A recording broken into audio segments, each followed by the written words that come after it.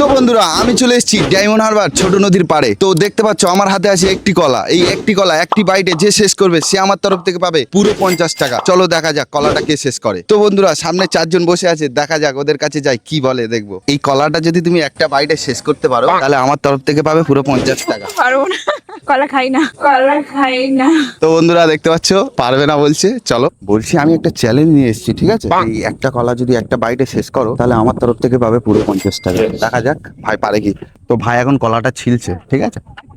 একটা বাইটে তুমি পুরোটা ছিলে নিতে পারো। তাই একটা বাইটে হ্যাঁ ये कहाँ फंस गया भाई मैं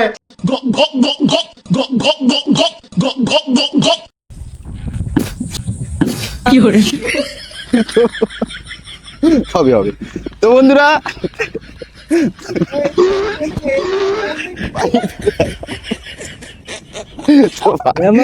ভাই ভাই ভাই ফেলে দিলো, ঠিক আছে? তুমি কিন্তু হয়ে গেছিল, খেয়ে নিলেও।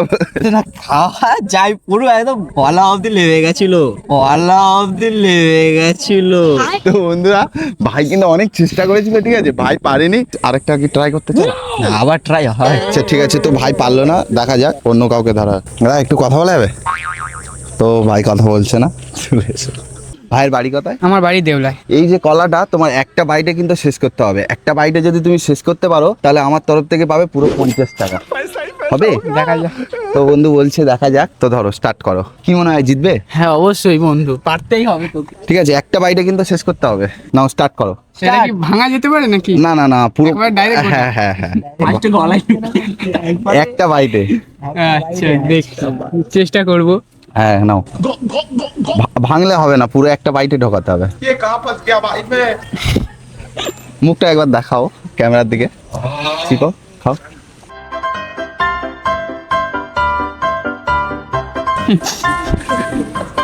তো দেখতে পাচ্ছ ভাই খালি হাসছে, ঠিক আছে?